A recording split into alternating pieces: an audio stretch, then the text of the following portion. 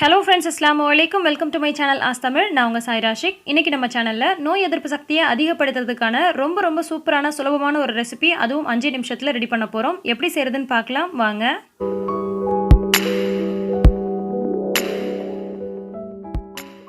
இதை நீங்கள் வாரத்துக்கு ஒரு 3 முறை அல்லது 4 முறை ட்ரை பண்ணுங்கள். ரொம்பவே நல்ல ஒரு ரிசல்ட் கிடைக்கும். இப்போ நான் ஸ்டவ் ஆன் பண்ணிவிட்டு ஒரு பேன் அடுப்பில் வச்சுக்கிட்டு 4 டம்ளர் அளவுக்கு தண்ணி ஊற்றிக்கிறேன். இப்போ இந்த தண்ணி நமக்கு கொதி வர ஆரம்பிச்சிடுச்சு. இந்த சமயத்தில் ஒரு அரை வெங்காயம் கட் பண்ணி இது கூட சேர்த்துக்கலாம். இதுக்கு நீங்கள் சின்ன வெங்காயம் சேர்த்துக்கிறது ரொம்ப நல்லது. என்கிட்ட இல்லாதனால நான் பெரிய வெங்காயத்தில் பாதி அளவுக்கு மட்டும் எடுத்திருக்கேன். அதை இந்த மாதிரி பொடியாக கட் பண்ணி இதில் சேர்த்துடலாம். அடுத்தது ஒரு 5-6 பல்லு பூண்டை இந்த மாதிரி பொடியாக கட் பண்ணி வச்சுருக்கேன். அதையும் இது கூட சேர்த்துக்கிறேன். இதுக்கு நம்ம அதிகமாக எந்த விதமான இன்க்ரீடியன்ஸும் சேர்க்குறது இல்லைங்க. ரொம்ப சிம்பிள் தான். அடுத்து அரை டீஸ்பூன் அளவுக்கு மட்டும் சீரகம் சேர்த்துக்கலாம். கூடவே தேவையான அளவுக்கு உப்பும் சேர்த்துடலாம். கல்லுப்பு சேர்த்திக்கோங்க.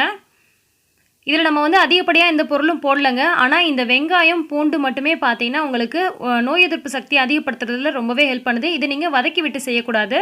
இப்போ இதில் கொஞ்சமாக மிளகும் கொஞ்சமாக கொத்தமல்லி தழையும் ஆட் பண்ணிக்கிட்டேன்.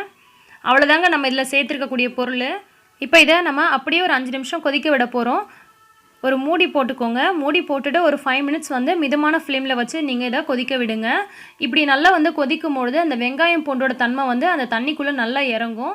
குறிப்பாக இதை நீங்கள் குழந்தைங்களுக்கு வாரத்தில் 2 முறை 3 முறை கொடுக்கலாங்க. அவங்க தான் அந்த வெங்காயம் பூண்டெல்லாம் சமையலில் சேர்க்கும் போது அதை ஓரமாக பொறுக்கி வச்சுட்டு அதுக்கப்புறமா சாப்பிடுவாங்க.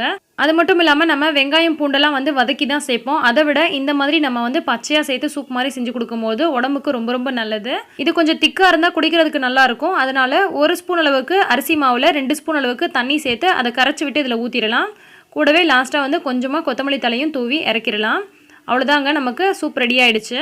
நான் ஆல்ரெடி நிறைய சூப் ரெசிபிஸ்லாம் போட்டிருக்கேங்க. இது ரொம்பவே சிம்பிளாக நம்ம வீட்டில் எந்த பொருளும் சூப்புக்காக இல்லை அப்படின்னா கூட நீங்கள் இந்த மாதிரி போட்டு குடிக்கலாம். குறிப்பாக குழந்தைங்களுக்காக தாங்க இது நான் சொல்கிறேன்.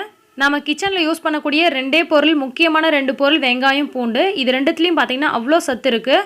ஸோ அது 2 வச்சு நம்ம இந்த சூப் ரெடி பண்ணியிருக்கோம். குடிக்கிறதுக்கும் இது நல்லாவே இருக்குங்க. இது கூட கொதிக்கும் பொழுதே கொஞ்சமாக மஞ்சத்தூள் சேர்த்துக்கிட்டிங்கன்னா ரொம்ப நல்லது.